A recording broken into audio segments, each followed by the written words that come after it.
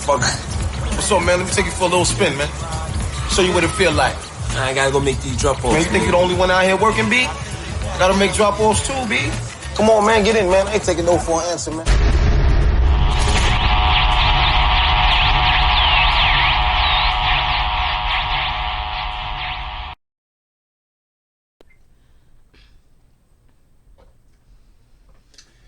All right, welcome to the 290 Mo podcast. Today, joining us, we have Chef Yar'Tese of Green Lyte Kitchen. How you doing today? Greetings, I'm doing well. How are you? I'm good. I appreciate you for coming in today. Absolutely. My All right. pleasure. All right, we're going to get straight into it. So, Okay. Yar'Tese, Yeah. tell me about that. So I always say, like, when someone cooks well, I always say, like, okay, I see you, Chef Boyardee, in the kitchen, you know, because of, like, the ravioli and all of that. So I say Chef Curry. But, so, Like Steph Curry? yeah, but his wife, Chef Curry, yeah, because of Drake, like, with the lyric. So, like Chef Curry with the pot. But, Yeah, that's so, dope. so You should put that on like a flyer or something. Chef Yar'Tese. Oh, I like that. That's a great idea. I hope you don't want no royalty. Yeah. No, that's one thing. But no, you're right though. The promo is definitely a part of the business that I've been Chef learning. Yar'Tese with the pot. I appreciate that suggestion. Yeah. Stuff like that, you know what I'm saying? People be like, Yeah. you know what I'm saying? So, Great idea. So, so Yar. So it's Chef Boy Yar'Tese. So I dropped the boy, and I kept the Yar. And then my middle name is Teese, so Chef Yar'Tese. Well, my middle name is Lyte, so I dropped the L, just put the T. So Chef Yar'Tese. okay, and did the name come before the business or the business before the name? No, because once I started realizing that I appreciated specializing in dishes. I have a snap in my phone that says when I'm chopping onions, thinking of chef names. So I literally was like something like Yar'Tese, Chef Yar'Tese, and it's like I forgot it's one of them international inspiration things. So yeah, I looked at that name like Chef Boyardee because I really like that name, and it just went from there. And with Green Lyte, because the name, you know what I'm saying, and with the promo, the name pops out, you know what I'm saying. So Green Lyte, where did that come from? Green Lyte Kitchen. So I was texting my friend. So once I started realizing that I had something going, or I have something going, like, so my friends would come over, and you know, when people's hungry, they smell it, it's warming up, I'll be eating it, and you know, when someone hasn't ate, they'd be like, let me get a bite. So, which is actually my slogan, let me get a bite. That's dope too. Yeah. So they'd be like, let me get a bite. And let me get a bite. Yeah, so I give it to them, and they'd be like, so the response was serendipitous. So every person, like, who would try something different, like, one friend tried the lasagna, one friend tried the deep dish pizza, and I was cooking for myself because when quarantine happened, when COVID hit, the restaurants, I worked near the restaurants, so I was eating restaurant food every day, being vegan. I go to this restaurant, so when I wanted something to eat, I'm like, that's like an hour and 30-minute round trip. Like, I'm not about to drive all that way for a deep dish pizza, you know. So I was like, forget that. The grocery store across the street, I'm about to start, like, making things myself. So then that's when I started, like, making a deep dish pizza, and I'll be, like, getting better and better and better. So by the time friends would try it, that literally be like the 5th time that I made it when people started coming back over. So they would try the deep dish pizza. One person tried the meatloaf, one person tried the lasagna, and they'd be like, this doesn't taste vegan, like, what is this, like, you know. So they go from there, and then I started specializing in burger and all of that. Okay. Here to speak for the plants, tell us what's your flavor. Tell us what's your flavor. So tell me about that. How do you speak for the plants? How do I speak for the plants? Because people always associate plant-based with nastiness because our taste buds have been manipulated over the years. So we love sugar, we love carbs. So here to speak for the plants, of course, it's vegan comfort food. So if I appreciate being able to alter people's perspective when it comes to vegan, vegetarian, and they don't just be like, ooh, this is nasty, because I used to think like vegan food was nasty, but that's because I wasn't familiar with how to specialize it. Right. Yeah. So, getting right to it, what made you decide to speak for the plants with cooking? Because there's plenty ways you can speak for the plants, you know what I'm saying, via recycling, you know what I'm saying, driving an electric car. What made you choose food as a way to do it? And you kind of touched on it a little bit, but if you could elaborate more on it. Absolutely. That's a great question. So with food, like, I love food. I've always loved food. So I love eating. Like, I used to be like 200 pounds. I used to eat entire pieces to myself. So with being vegan, I appreciate being like, I don't feel as guilty, or for one, that I noticed that I don't feel heavy when I eat, because I'll eat like, when I did eat meat, I'll eat it and I'll feel so heavy and I'll just go to sleep, so I was tired of like feeling heavy, and I noticed the difference in my body from when I don't eat vegan from versus when I eat meat. Right. Yeah. And I love, honestly, I know this sounds like a lot, but I just love the way my metabolism flows when I don't eat meat. I mean, that definitely makes sense. Well, I don't know so much about the eat meat part, but the metabolism part, you know what I'm saying, definitely makes sense to feel good and want to feel good.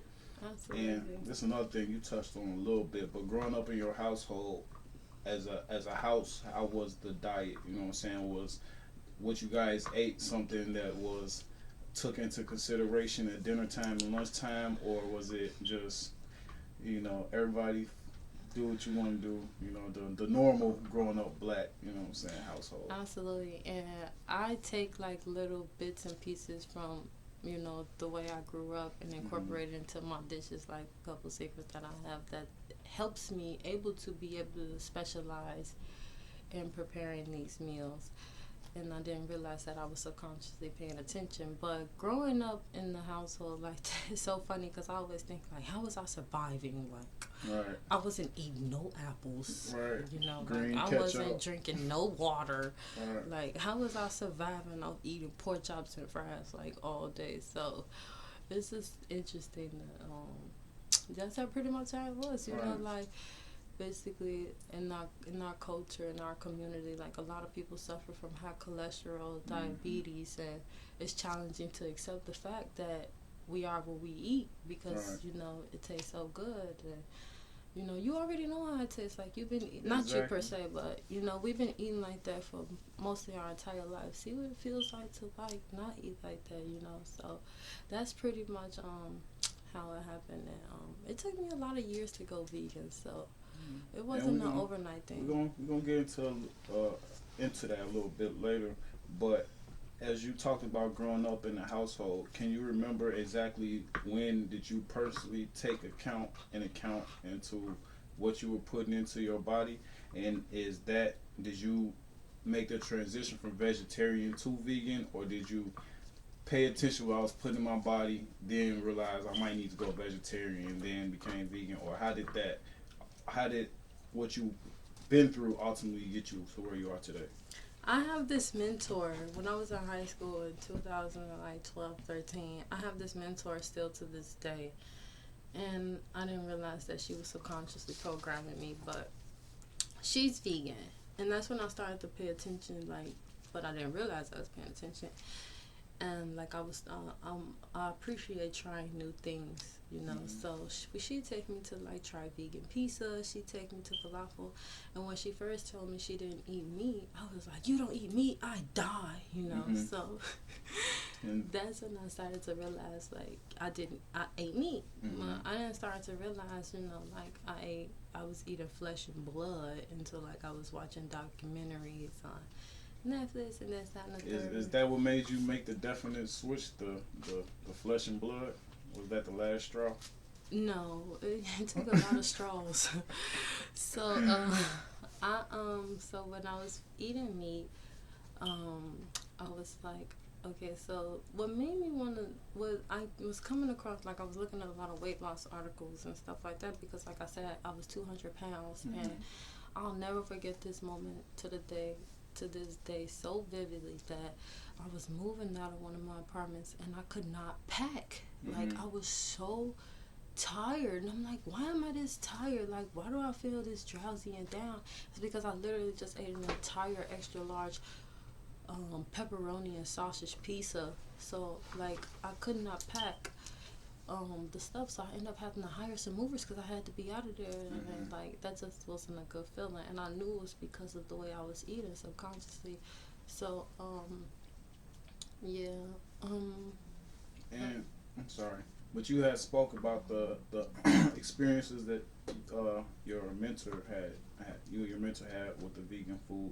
Was that your first experience with vegetarian or vegan food? Yes. And if it was, do you remember what that experience was like as far as the taste, the texture, your feelings about it? And could you tell us about that? So my first time trying something, I remember the way she was eating. She was showing me the ice creams and stuff like that. Like, she was really. And where was this at?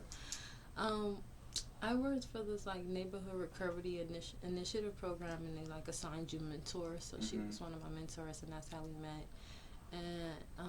And the restaurant was a vegan restaurant? She took me to a grocery store. So okay. the first one she took me to was the first grocery store she took me was Trader Joe's. She was showing me like, look at the ice cream, like we were eating in the store, and that's the first time I came across Whole Foods. They don't do this anymore now, and they've been stopped doing this before COVID, but they let you try things before you buy them. Like, you can open up a pack of cookies and try them. Oh yeah? Yeah. So what if you don't like them?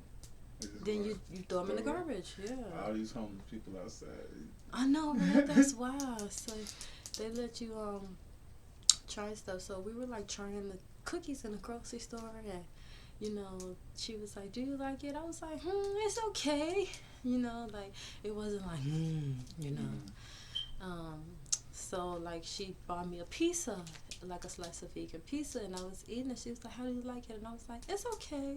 Like everything was just, it's okay, you know. Like, and that was years ago. So the community has, you know, adapted more to the society of pleasing others. Like everything's different now. People are specializing in knowing how to like make it taste like basically not vegan, as people say.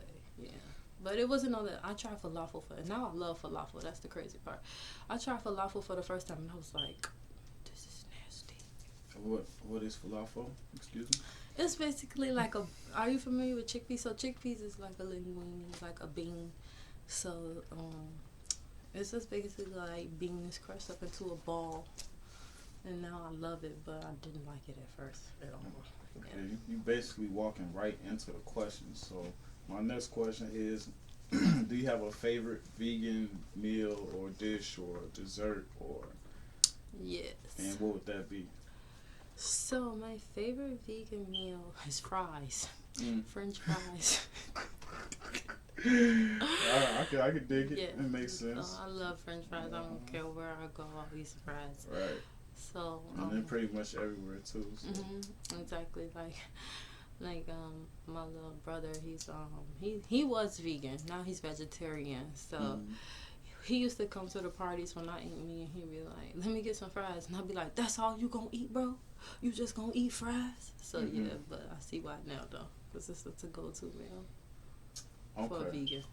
Okay, so now that you're taking your walk with vegan, do you have? And what I noticed about your menu and browsing through your website is a lot of if I took a pictures of your menu and hung it up in a neighborhood restaurant with no words or pictures, no words or titles, people would think that it was, you know what I'm saying, they wouldn't know if it was vegetarian or vegan. So with that being said, is there anything that gives you a trigger or is a relapse food for you? You know what I'm saying? Like you could be doing good and then you see somebody, a hot dog stand, hot dogs is your shit. Is there any food or smell that just makes you, you know what I'm saying, that you have trouble with, you got to get away from, or is it you so deep into it now that you know what I'm saying the old food doesn't bother you anymore? At this point, I feel like it's anything I can alter if I can't come closer, which I know it won't come close to tasting like meat, but I feel like it'll satisfy that crave.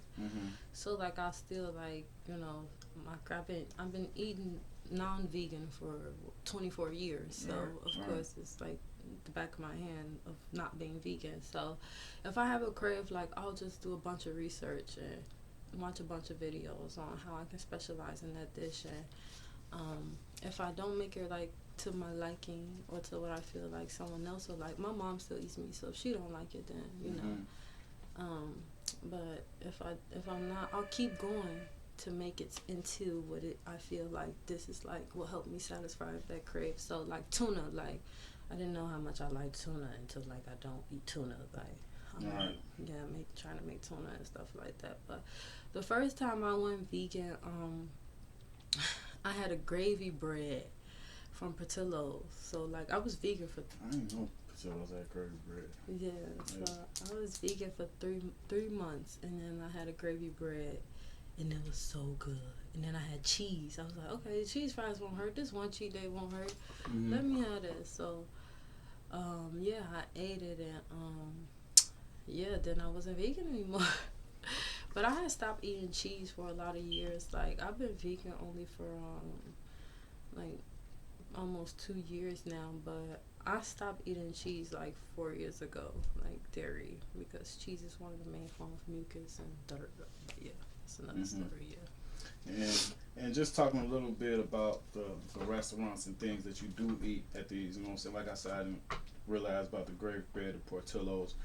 Have you ever found yourself having trouble ordering something off the menu, going out to eat with friends and family? And could you talk a little bit about that experience and how were you able to manage, or did you just have something to drink and socialize? Yeah. Other than, because I know everybody got salads, but you know you may not be in the mood for salad. You know, exactly. I don't eat salad at all. Anybody who knows me don't eat salad. Exactly. Yeah. So with that being said, how are those experiences and how do you manage those? That's a good question. So, like, sometimes I do find an emotion being triggered within me that I'm unable to find anything on the menu to order. It helps me, like, really practice patience, you know, with myself and others. And I just be like, I'll eat when I get home. That's pretty much it. Like, when it first happened, like, I have to feel so left out. However, I do appreciate, I appreciate when others, like, consider that I am vegan. They be like, well, Kyrie can't. Right, exactly. They be like, well, she can't eat here, and you know, this, that, and the third. And you know, one time I had this friend like, I don't care if she can't eat that today, I'm eating that. So I was like, I respect that, you know. And a lot of restaurants and a lot of popular places are adding a lot of more vegan options to the menu, especially with the fast food restaurants with the Impossible Burgers. Have you ever tried anything like that? And from your chef review, what do you think? I've always thought about trying it, but I was like, I'm not gonna waste my money on no fake burger. Have you tried it? Is there anything that you eat? And what's your opinion on those fast food plant-based products that they're offering now? Well, they're good. You know, like I said, you can never go wrong with fries. And I'll just be tired of eating fries a lot of times, though. So, like, even when I go to these places and they don't have no option for me but fries, I don't even order. I just be like, forget it. Right. But when I try these things at other restaurants, I do say they're good. You know, there are vegan restaurants that actually specialize in this, cooking vegan dishes or vegetarian dishes. And I'll try to go to those. But if I'm out with friends and they have like the Impossible Burger or the Beyond Burger, I'll eat it. But because they don't specialize in it, they don't receive my best review. Right. So like it's just like Wingstop. They only sell wings when they were good. And you know, I used to be like, why are these wings so good? It's because that's the only thing they're cooking. That's what they specialize in. So it's like that. If you're only specializing in something, then it's gonna taste better, of course, you know. Especially doing it over and over again, perfecting it. Yeah. Okay, so I got one more question right before we get into more about Green Light. Okay, that's cool with you? Absolutely. Have you ever cooked a vegan meal for anyone without telling them it was vegan? Yes, I have. And what was their reaction to that? It's so funny. I have videos in my phone You should where I definitely recorded. So put them on the website. yeah, for real, that's a good suggestion. So You're going to have to pay me promo something. so yeah, I have. So I recorded because kids are picky. Mm-hmm. So it was like, oh, I'm not eating nothing that's not me. This, that, and the third, and da da da. So I made something for him, and I made him a Polish. Mm-hmm. And like, yeah, I know, right? A vegan Polish? A vegan Polish, yes. So I seasoned it. And that's it. a good trick. You would never thought that this was vegan. A vegan Polish. Yeah, with the hot dog bread bun and everything. So he was like hungry. So I made him a vegan Polish. I seasoned it, put the grilled onions on there, everything.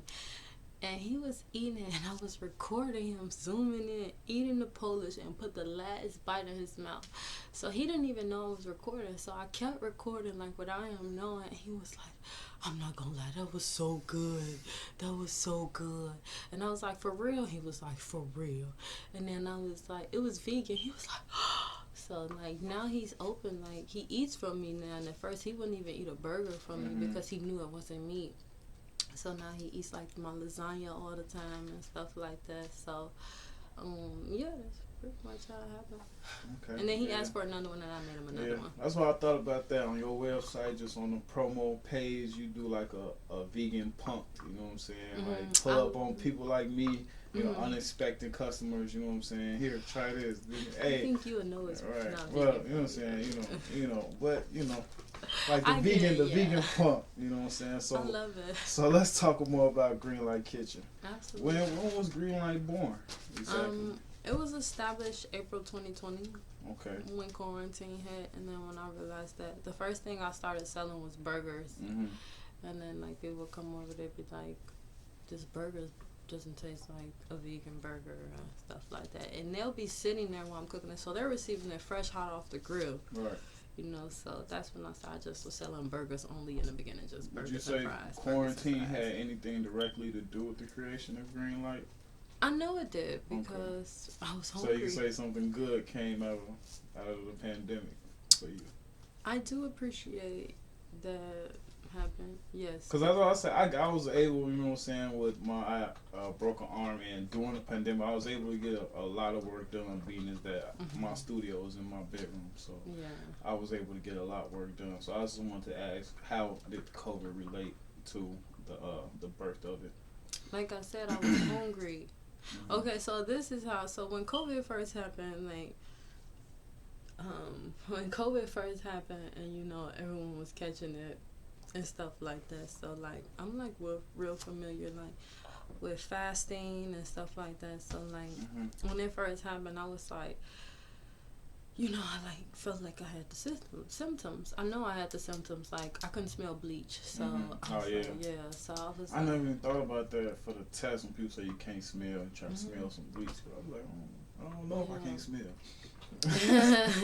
No, someone was like, try to smell bleach. Right. Because you could smell bleach. Right. So I put the bleach up to my nose, inhaling, and I couldn't smell no bleach. And I was like, what the world? I can't smell bleach. But my throat wasn't hurting. I had no sore throat.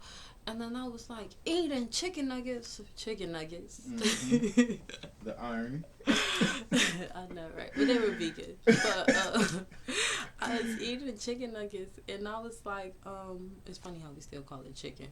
But I was eating, and I was like, I can't even taste this. But I didn't think about it. I couldn't taste it. Right. I'm drowning it in the barbecue sauce, tossing it, turning it, eating it. I cannot taste this. I don't know what's wrong. And then I'm going through, the news, and they one of the new symptoms is no taste or smell, and I was like, so I fasted for 16 days. I didn't eat any food. I just drank water and juice, and so that kind of helps. So during that fast, they say you're able to access the most intuitive parts of your brain, and because I had my body isn't focusing on processing food, because that's a lot of energy to process food. So my body wasn't focusing on that. So I'm into everything else. So I'm for some reason, every time I fast, I like love watching like cooking videos. So I literally was watching like, that was like my bedtime story, watching cooking videos before I go to sleep, like new vegan stuff. And like I said, once I stopped fasting, I was hungry. So like I didn't want to drive so far, so I started like Googling recipes. Like I would Google like the non-vegan way and the vegan way to cook it, and then I combine both of those together. And that's pretty much how it started. And I started getting, every time I taste something, I'll be like, if it had this, next time when I make it, I'm gonna put this in it because I know it's gonna make it taste better. So it kept going like that, and then like I said, friends started coming back over again to like taste the food and stuff like that.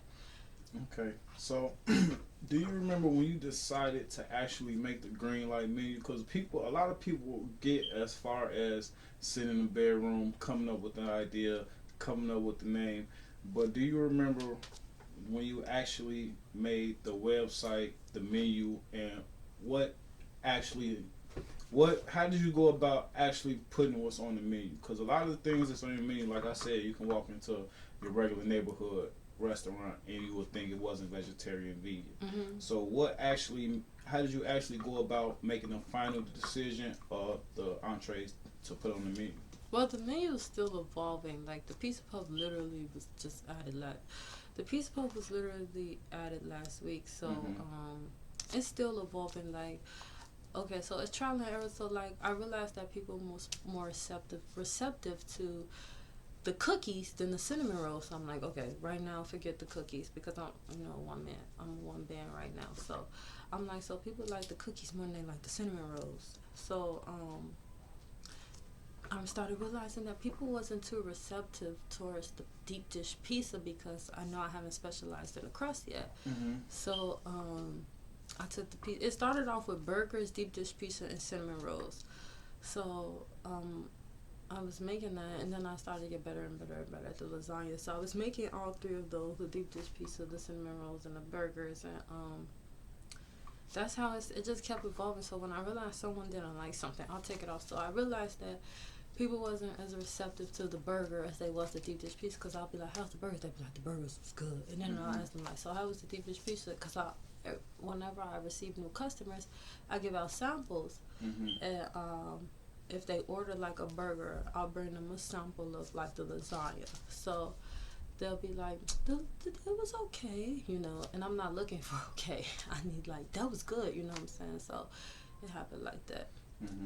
And my next question, I had formed this question right in my notes just because when I wrote it, I kind of gave my explanation for what makes green light different, you know what I'm saying? And for me, it's because a lot of times when you see vegetarian or vegan food, it's like, oh, I never eat that, you know what I'm saying?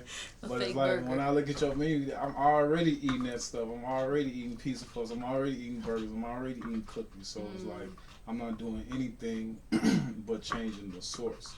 So that's what I take from it. What did you want to make different for your vegan restaurant? What's different from your vegan restaurant than other vegan restaurants? And after the burger, didn't you feel light still? You know what? I was actually feeling like shit, and I told you I was already hungry. So yeah. I'm not gonna say it was that, but I definitely feel good now. Like I'm definitely ready to take on the world. I can see clearly. Okay, I appreciate that. So, what makes it different is, for one, I cook over the food with a lot of love. Don't take it to the line. So that's what makes it different. I cook over with a lot of love. So, when I'm preparing these dishes, I keep the customers in mind. So, I don't know. I know, like, I'm receptive to feedback. I appreciate constructive criticism. So what makes a difference is if I ask someone how was it and they say it was okay, I'll ask for suggestions on what do you feel like make it better. So like things like that, and just constantly doing research, evolving, and educating myself on how to prepare like the best dishes, even if it comes to the way I cut onions. Because even when you cut something a specific way, in the proper way, it even tastes different. So if you're just cutting the onion, it's not gonna taste the same. There's like a proper way to cut. Seriously? Yeah, seriously. Like with green peppers, like you know when you like crack it open and it has like that little part in it that's like soft and squishy. If you cut that out, it'll make the green pepper taste better. Just like little, like the finest details and that. So them chopping machines might be a gimmick, might be losing a little flavor, huh? Maybe. Well, energy comes from like our bodies and our hands to like the food. So even like we think like, you know, when something tastes good, we'll feel down after because the person who's preparing it isn't even in a good mood. So. Yeah, but you know, black people, we real soulful. You know what I'm saying? We, you know what I'm saying? That kind of, you just made me think of something like that. Like, man, you must put your foot in that chili. You know what I'm saying? So. Yeah, that definitely makes sense. Just talking more about Greenlight. People don't even know why they're saying that either. Yeah, and the business aspect of it. Do you have a team? Do you want a team? How do you go about choosing them people? And I just asked you that based off of the basis that you are in the food business and you offer food to the public. You can't be the only taste tester for your food. So how do you just go about that? Is it a team involved, or how do you go about that? Do you have just a taste tester, or? Well, the funny part is, it's like, you know, well, for one, black people is one of the most evolving. There's more black people vegan than there is any other race or culture. So when I go about it, I mostly like go for the non-vegans. Actually, when they're tasting it, I reach out for the non-vegans because at the end of the day, you know, the goal is to convert people who aren't vegan to vegan. You know? Anyway, to an extent, Lord. Yeah. So, you know, if they feel like something doesn't have flavor, you know, I guess that's what I'm basically going for. In a way. I don't know. I know when something tastes good too. I wasn't vegan either. Right. So, yeah. And just talking about the flavor and stuff like that, do you experiment with different ingredients to tweak common meals, or do you just go in the kitchen also with different ingredients and trying to create new meals? And how does that process work? Do you just go to the supermarket, fill up the cart with different vegan ingredients, or do you start with like a common meal dish and just tweak it, add this, add that? How does that process work? Could you tell us about that? It's so interesting because I'll be laying in bed one day, or I'll be thinking like, I got a taste for this. Or something like I haven't had since I've been vegan. Like, I'm gonna wait for that one. So, but I feel like I'll have taste for something, so I'll make it. And if it doesn't taste right, when next time I go to the store and I see something, I'm like, maybe I should try it with this. Like, maybe I should try adding this, or like I said, doing research. So it's funny how we feel meat has like flavor, but like someone told me that's not the flavor. But anyway, so I don't know. I just feel like I'll go to like I feel like I should add this. I gotta stop you there a little bit. What do you mean it's not the flavor? I think meat has flavor. You think so? You don't Have you ever ate it with no seasoning? Yes. Yeah, and you like it, and you be like, let me get some hot sauce. I wouldn't say no seasoning. I wouldn't say, but I mean just like from the basis of pork tastes different from cow, from pig tastes different, cow, chicken tastes different flavors. Okay. Just raw. That's a good point. You know what I'm saying? So you know. No, it does have flavor. You're right, and I do feel like, you know, that at one point in time it was, you know.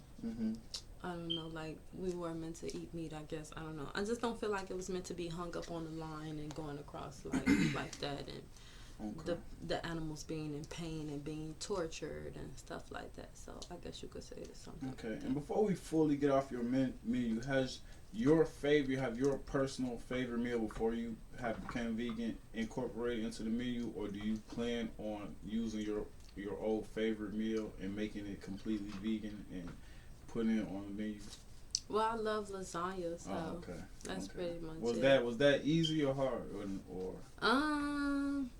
It took about a year to perfect the lasagna, to master that dish. And is it a meat substitute or no meat at all? It's a meat substitute in it, yes. Yeah. Okay. And how do you choose the ingredients that you use for your dishes? Because I know even though they may be vegan, all ingredients aren't the same. You may have your low grade, high grade. You know, some vegan. I know it's probably still cliques among the vegan community. You know what I'm saying? Just as far as that goes, do you take in consideration the type of ingredients you use or where you get your ingredients from? Like, for instance, frozen vegetables versus fresh vegetables. Oh yeah, nothing frozen. Okay. So yeah, definitely everything fresh, and it takes a lot of time when unless I'm like super lazy and I like really got taste for it, but because I don't like canned goods either, but I'll use a canned good, but but preparing for my customers, yes, it has to be fresh. It needs to be fresh because that definitely makes a difference. I taste the difference within that regard. So like just keeping everything fresh. So the lasagna has went through so many phases. Like the lasagna didn't originally taste like that. Like at first I didn't even like make a meaty sauce. Like I'll chop it like into sausages. Like it's went through like from having spinach in it to one day I didn't have any spinach and I was cooking it for myself because I was hungry and it was like, you know, what was in the kitchen. So I made it without the spinach, and my mom was like, we both was like, this was really good. Like we realized that it tastes better without the spinach, so we left the spinach out. So like stuff like that, little stuff like that. But yeah, everything's fresh, and it takes a lot of time to prepare because I'm like cutting a lot of stuff, and you know this, that, and the third, and adding and mixing a lot of things together. So yeah. Okay, so before we wrap up here, I just got a few more questions if that's okay with you. Okay, do you remember your first sale, the meal, and what that experience was like for you? Was it like a boost? Was it confirmation for what you was doing? Or was it like just the first on to the next? Okay, you gonna hear this. That's so funny. So yeah, it was like, so my best friend tried the pizza and she was like, you could sell this. She was like, you should freeze these and you should sell them. So I'm like, yeah, thank you very much. I'll look into it, you know. And it didn't hit me until like an extra. Well, it hit me when someone else tried it. Another one of my best friends, and she like tried the lasagna. And she's like super picky, and when she was like, this is really good. Like I ain't try more when you had more, because I cooked it at her house, and then she came over my house the next day when I had leftovers and brought it home, and I warmed it up, and it was only like one slice left, and I warmed it up, and she was like, let me get a bite, and she tasted it, she was like, this good, bro, and stuff like that. So but it really, you know, I guess the third time was the charm, because it really hit me when like an ex tried it, and he was like and he was vegan at the time. Well, vegetarian, pescatarian, I don't know, they all. So he was like, you know, he's like in the community basically. And then he hasn't ate meat besides fish in like 3 years. So he was trying to like, I don't even eat meatloaf. Like I never ate meatloaf a day in my life and this is good. So he was like, yeah, you know, let's sell this and this and the third. And I'm like, us. But exactly. So he was like, I want some more. What you make it tomorrow? And I was like, I don't know. And then he was like, let me know if you're gonna cook tomorrow. And I guess like I was like, okay, let me cook something for this nigga. But so I'll cook for him the next day, and I was like, my burgers are really good, so I'll make you a burger. So I made him a burger. He was like, that's the best vegan vegetarian burger I ever had. And he was like, for real. So then that was probably one of the best burgers I ever had. Like no cap, like it's what? some the sweet. It was some I don't know, and I don't even like. I do not like pickles on my burgers. I'm quick to take it off. Seriously? It all went together. Like I felt like if one thing was missing, it wouldn't taste the same. Like that's how I feel like with Supreme. And something was missing actually because I was too lazy to go to the store because I don't cook today. So but lettuce was definitely missing. Appreciate you bringing Absolutely. Thank you so much. So with just talking about Hold on. Talking about that, when will we see new items added to the menu, and is vegan beverages a possibility for green light in the future? What's not vegan beverages? Every beverage is vegan. I mean, just like besides Hennessy, like Hennessy has name wheat, brand, wheatgrass shots and stuff like that. Smoothies, 100% fruit, you know, stuff like that. Okay, Just because I was thinking, you know what I'm saying, as my food, I was ordering my food, like I'd be dope if I could get like a all fruit smoothie. Because now I'm feeling, because now I'm eating a vegan burger and fries, and I'm finna smash it down with a Pepsi. You know what I'm saying? Yeah, so, now I feel you. That is a lot of chemical. So. Yeah, I started off selling like at first like I was selling like fresh squeezed juices. So like I was like selling like, and it's so funny. Like I'll bring you a sample one day. Definitely. Next time I serve you, and I love fresh squeezed grape juice. I love fresh squeezed apple juice. And the kicker is, it don't even look like how it look in the store. Like grape juice look nothing it's like. not even purple, right? No, it's not purple. It's like a red. Right. So I was selling that at first with it. That's a lot of work though, to be one band, one sound right now. So like, so I had to like get that upbringing to have my employees on board. So so the fresh smoothies, like I write if I make something like for myself, I always write it down, and I'll be like, that was good. So I'll write it down, and like, what did I put in that? So yeah, smoothies is coming eventually. Fresh squeezed juices is coming eventually. Call from Jessica. So yeah, that's coming eventually. The fresh squeezed juices, the smoothies, so the sweet teas, the shakes. Oh my, I have so many shake recipes. And like, it's challenging for like people, like a lot of people don't like vegan ice cream either. So like, I've mastered a vegan shake. What's the basis of vegan ice cream? Pretty much milk, I guess. But like almond milk, soy milk, stuff like that. Yeah, I was looking up how to make it from scratch. Actually, I forgot. But yeah, that's pretty much it. Ice and milk. Yeah, that's what ice cream is pretty much.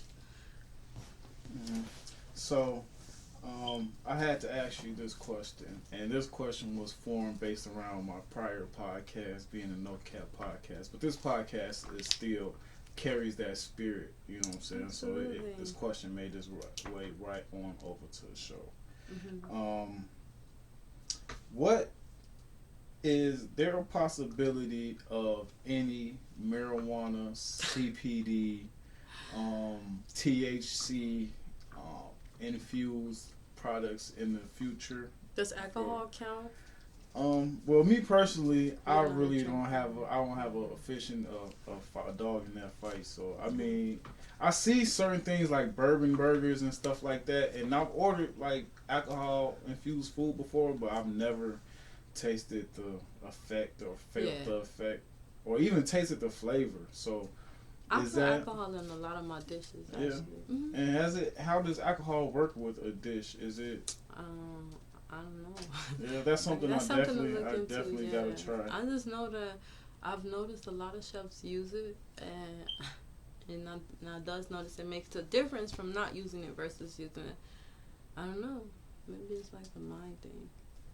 It does, so maybe it alters the mind in a way we don't know. So yeah. Okay. It adds a bit of flavor when you're adding some kind of sweets. I don't know, when you like, I know a lot of chefs use like cognac and like when they're making like peach cobbler. I don't know what that does, but it does something, I'm guessing. Okay. So before I get you up out of here, what is your overall vision for Green Lyte? Green Lyte Kitchen is going to dominate the vegan industry. We're here to dominate the vegan industry, take it worldwide, build an empire, because I know that I'm one of the best chefs in the world, because every time I taste something that, well, maybe I got it more places, but every time I taste something and I go and taste the same thing, like if I taste something from somewhere else, I'll go home and make it myself, and then I'll be like, okay, mine was better, like just like, you know, like legit, I know it would taste better, and you know, stuff like that. So if like I pay homage when something tastes better than mine, so that's how I know that, you know, like I know I'm not good at the pizza yet, the deep dish pizza, because I've tasted a deep dish pizza that's better than mine, that's vegan. So yeah, just, well, to dominate the industry, to like reach out to the culture more, to introduce being health conscious to the culture more, to uplift spirits, and like making people feel good and stuff like that. I'll have healthy options on the menu as well, because at the end of the day I do kind of cook unhealthy. Right. So like I'll introduce like bowls and stuff like that, but I'm not a healthy eater, so yeah. Okay, so before you go, just let the people know where they can find you on Greenlight on social media. Yes, absolutely. At Greenlight Kitchen, of course. Lyte, spelled Lyte. And yeah, it's pretty much all around the board where my name is on all social media except Snapchat. But and also let the people know when and where they can order. Yes, absolutely. Every Wednesday from 11 a.m. to 9 p.m. That's when you can order. Eventually, for sure, you'll have the announcement date on when we launch for every day. So yes, I'm looking forward to that. All right. Well, like I said, I thank you for coming on this my special episode of 290 More Podcast. I'd love to have you back on in the future. Okay, yes, appreciate I look forward you taking to the time that. out for coming on.